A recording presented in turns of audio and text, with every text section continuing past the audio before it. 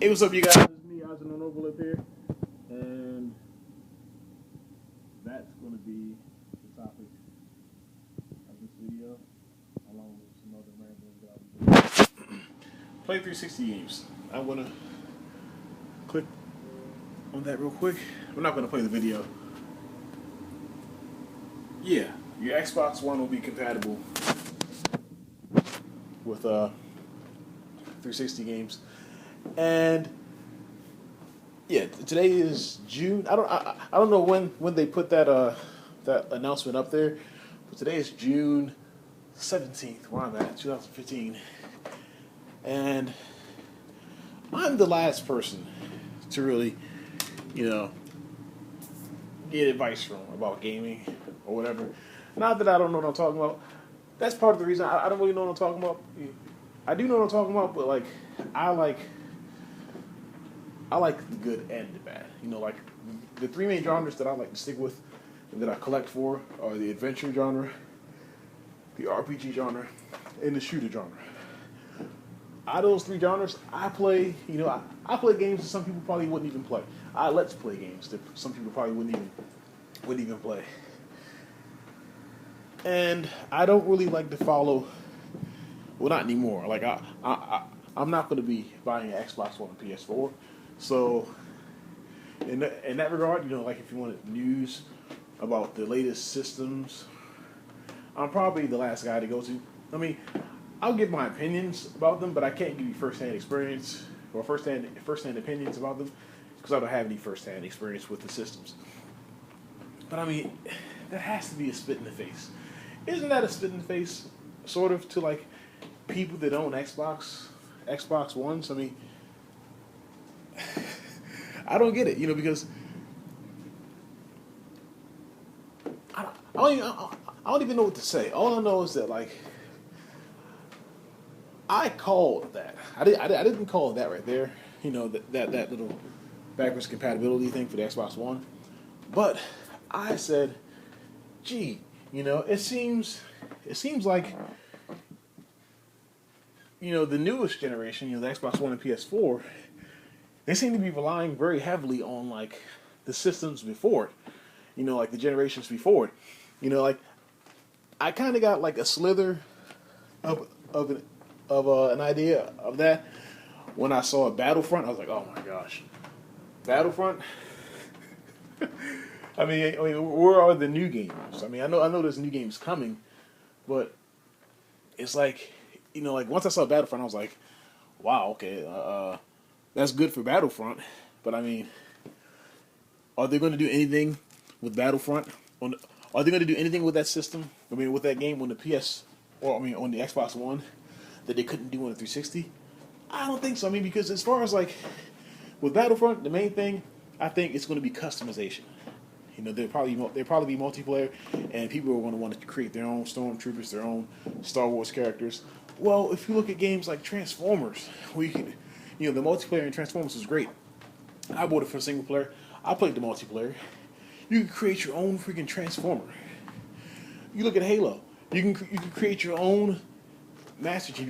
You can create like a Spartan soldier that had like the regular armor. I think you could even create just like a regular human soldier that had regular human armor.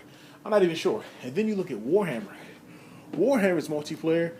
You could create your own Space Marine and your own Chaos Marine for multiplayer.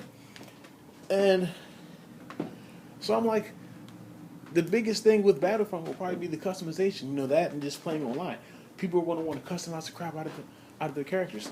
Well, the 360 and the PS3 already had that nailed. And as far as multiplayer goes and customization, they had a game, Gotham City Imposters, where you could create your own knockoff Batman, your own knockoff Joker, your own knockoff DC comic superheroes and goons.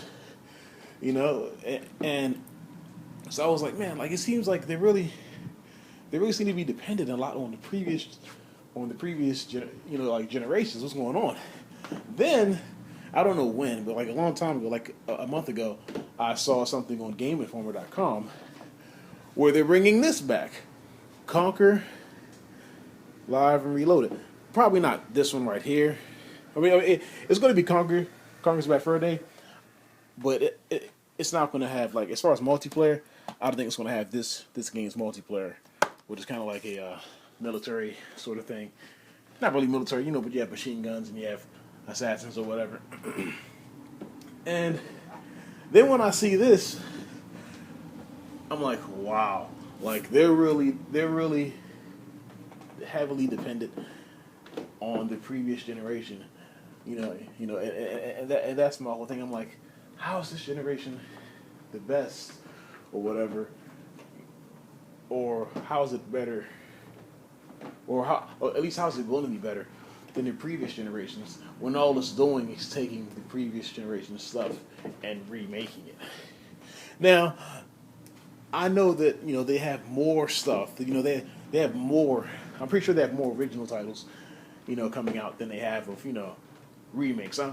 I mean that's obvious, but it's been like what, a year and a half, maybe 2 years, and there's there's still nothing yet. I mean, what's going on? All the stuff we're getting promises of another Batman game. Okay, well not we. I can't say we because I'm not really buying another system. And it's like a smack in the face. I mean, people buy this stuff, the new systems, because they want new games, right? I don't get it. And most people, well, I say half of gamers, normally they trade in all their stuff. When they buy an Xbox One or another system, they take their 360, their PS3, whatever. They trade in all the games and get the new stuff. Now, imagine, you have a collection like this. If you see my old videos, you know that all these games, I had more than this actually, like 10 or 11 more that I gave some away. I sold some. These were in cases and on this shelf right here, and the ones that couldn't fit on the shelf were in this file cabinet right here. And my PS3 games, which I just added to the shelf, they were in my room in a drawer. Imagine taking all of these games. If I've been dumb enough to buy an Xbox One and take all of these games right here, most of which I haven't even played yet, take all of these games and then add them, and then trade them all in to get an Xbox One, and not to mention all the waiting that I'll be doing, because like I said, it's been like a year or whatever, at least a year and a half since the Xbox One has been around. So imagine me taking all these games, trading them in, waiting patiently for more games to come out and more games to come out just for this news.